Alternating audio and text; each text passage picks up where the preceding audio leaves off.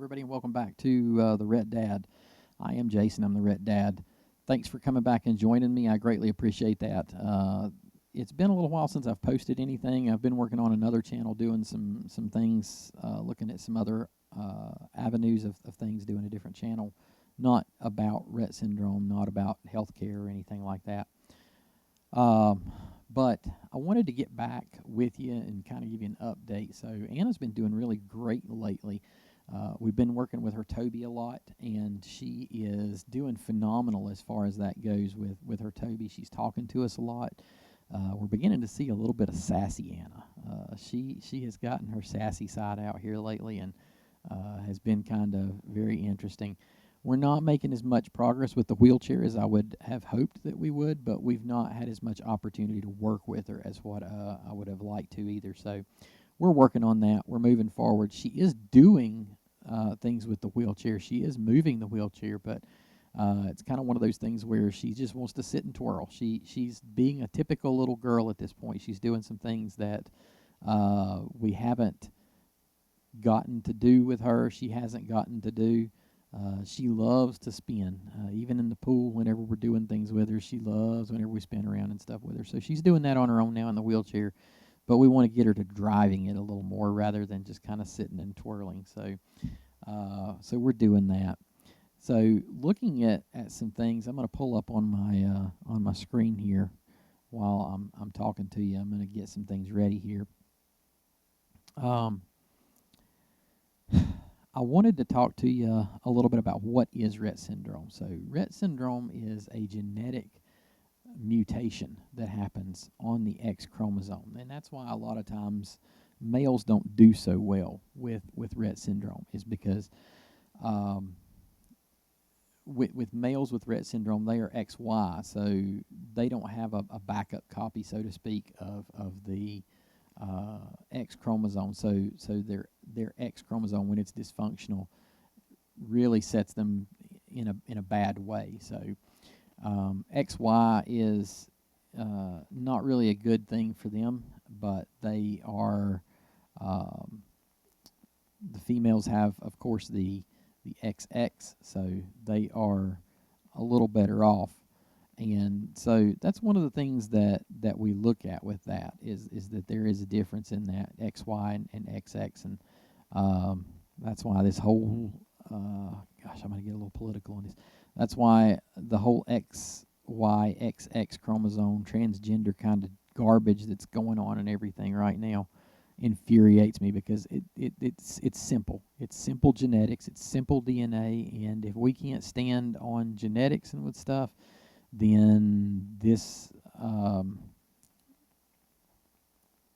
is a perfect example of why that matters. So to give you a little background, this is going to be a multi kind of part video here. To give you a little bit of background, Rett syndrome was first identified by a pediatrician in Austria. His name was Dr. Andreas Rett, and that's where the name comes from, is Rett syndrome. That's Dr. Andreas Rett. He first noticed two girls in his practice that demonstrated the same kind of hand washing or hand wringing motion kind of thing, and that's what you see a lot of times with these girls. Anna likes to stem in her hair a lot. That's the way she does. I don't have any hair to stem in, but Anna does. So with that, after he identified 6 other girls in his practice with other similarities, he made a video of the girls and then started traveling all over Europe looking for girls that had very similar traits and everything. And he started finding physicians that had other patients that were along the same lines. And the clinical features of Rett syndrome were first described back in 1966 then by Dr. Rett, when he published his findings in various German medical journals. I think I said that right. Various German medical journals. I got distracted there for a minute and lost my train of thought, so I didn't know if I said that right or not. So that's when things kind of were starting with that, and that's when things started to progress. And then we go from 1966 all the way up to 1983. That's when it was officially named.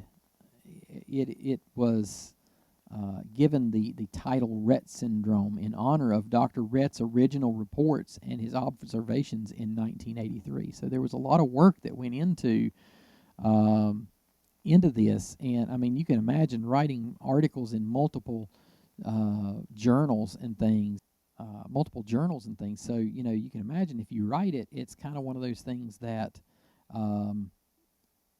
it's got to be a little bit different, because otherwise you could just read it out of the same magazine multiple times around, and that's kind of, so there was lots of different things that he had there with those different journals.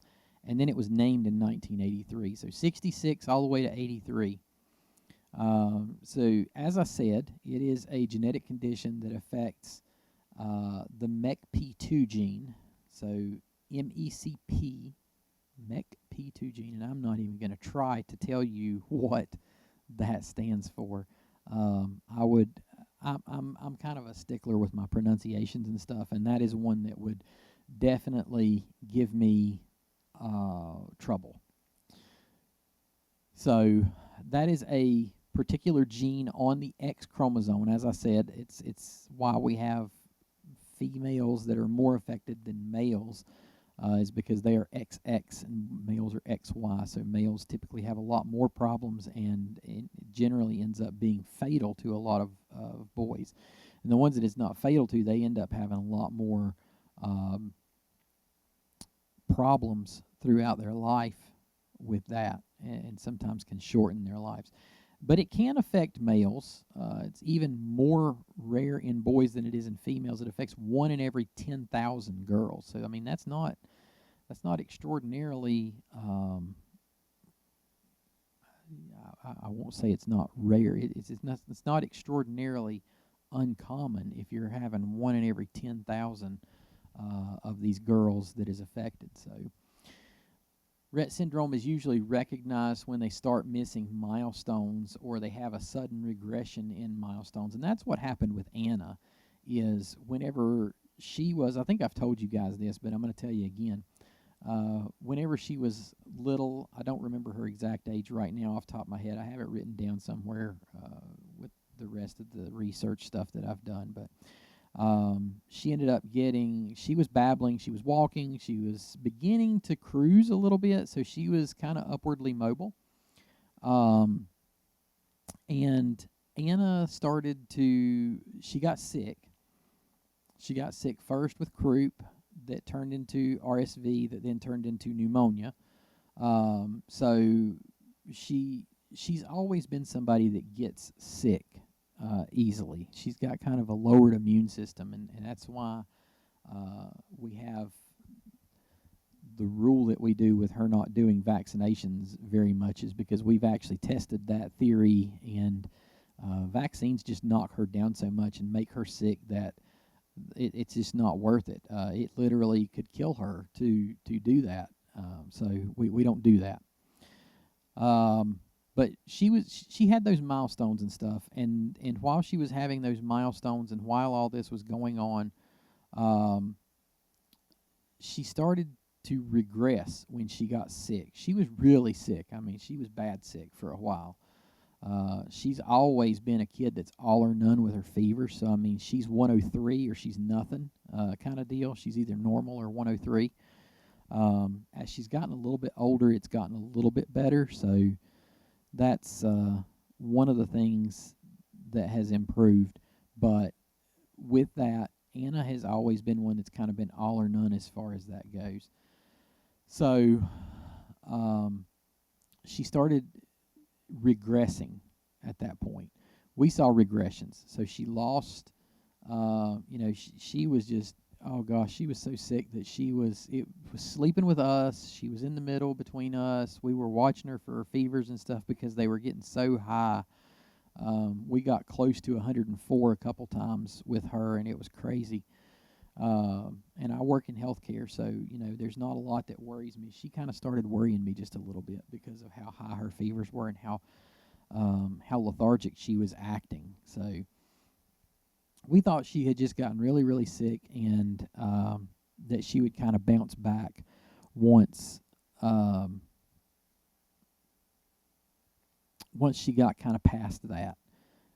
But she stopped cruising. She stopped having milestones and stuff, and with that, that's when the regression really had started. But we didn't really know that that's what it was at the time. So it's difficult to kind of pinpoint that if they get sick around that same time, kind of thing. And that just happened to be the trigger that happened with Anna. So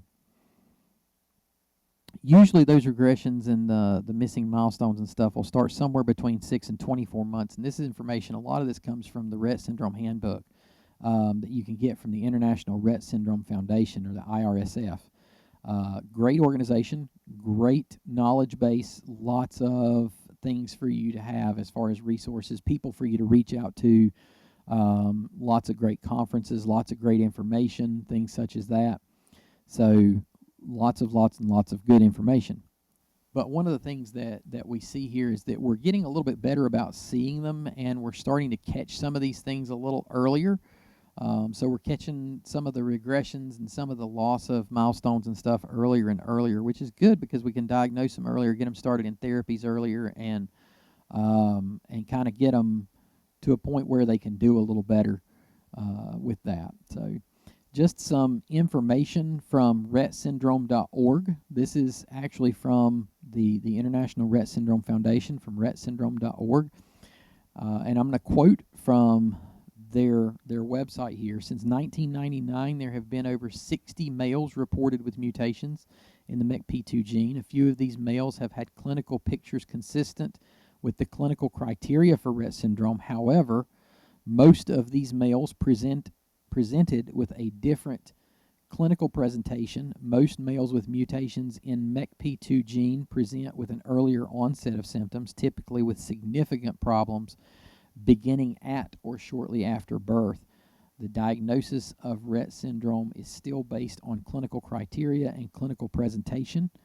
Over 95% of females with classic Rett syndrome will have a mutation in the MECP2 gene. Mutations in the MECP2 gene by themselves are not sufficient to make a diagnosis of Rett syndrome. There's other things that they are kind of seeing that go along with this MECP2 gene mutation.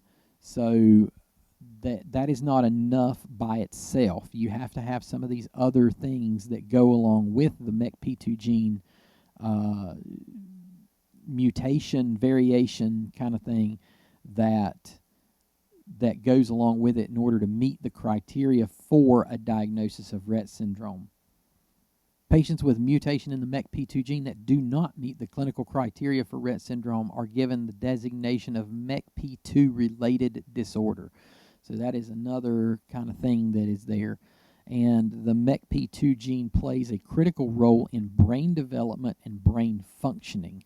So that's why we see some of the neurotypical behaviors and things like that we do. So that in itself is something that is concerning with these kids, and that's part of the reason why they have those missed milestones and stuff, is because their brain is not progressing the way that it should. So that's something else that this looks at. Males typically only have one X chromosome, so they have a much greater effect because of every cell in their body is affected by the mutation. With females, you get mutations that affect certain areas of the body and not other areas of the body. And I should also say that one of the things that I learned at the Rett Syndrome conference is that it really depends on where on the X chromosome the mutation actually happens. There's a chain on that chromosome, and it really does depend on where on the X chromosome that mutation has happened as to exactly how severe the mutation actually is. So that's one of the differences in, that is that females have that backup, and it does not affect every area of their body. But with males, they only have one X chromosome. So when there's a dysfunction in the X chromosome, it affects everything. It affects everywhere. Now, there are variations in the mutations and the possibilities of having an XXY in males that have a variable life expectancy because of that. And that is something that's known as in areas of Klinefelter syndrome. So that's one thing that we got to look at. There is a video that I'm going to try to link below for males with Rett, or boys with Rett. And that video will give you some information and show you some kids that have Rett syndrome. With females, there's a 50-50 split of the mutation, since there are XX instead of XY, and this means that they have a variable presentation and a wide variance in their dysfunctions. Females have a fairly normal life expectancy depending on the severity and disability of the problems that they have. One of the things that they have is that it is aspiration is one of the biggest things. So if they aspirate, we're getting ready to do a swallow study with Anna. That's one of the things that's come up recently. She started kind of getting choked on some drink occasionally and stuff. She's protecting her airway. She's guarding her airway, and the GI doctor and the nutritionist agreed. But we want to get a swallow study just to kind of see where she stands and see kind of what that looks like with things. So we're going to be doing that. That's one of the things that a lot of times gets them is aspiration. Rett syndrome is marked by repetitive hand motions, and this can be stimming, like I talked about with Anna, stimming in her hair, or it can be wringing of the hands. These girls are smart. I cannot stress that enough. We just don't know how smart they are because of the limitations that they have, and because they are locked in and can't communicate things with us. Now, Anna, like I said, since we've been working with her Toby a little more, and we've been keeping her Toby with her a lot more now since we've got it right on the wheelchair, and my goodness, that girl has started talking up a storm and going to different pages and exploring her Toby all over by herself. And that's the device we use, is a Toby. That's not the only device there is. It's one that we use. There's a lot of other things that other kids use, and it just doesn't matter. It depends on what works best for the girl. Or the kid, excuse me. Rett syndrome affects nearly every aspect of a child's life, and they vary from child to child. So that's one of the things that we have to look at with that. Now, I will go into in my next video some of the things that are the most common things that are affected by them. I wanted to kind of get this out there so far, but the next one is going to focus on the areas where things are the most common. And hopefully I'm going to get back to streaming a little more often, or getting a recording up a little more often. I kind of have neglected this channel, and that's not what I stood it up for, and that's not what I want to do. So I'm going to kind of hopefully get back to that. So I want to thank you guys for joining me. Don't forget to hit the subscribe button below and like the video if it provided some useful information for you. And I will see you guys in the next video. Thanks for joining me for The Rett Dad.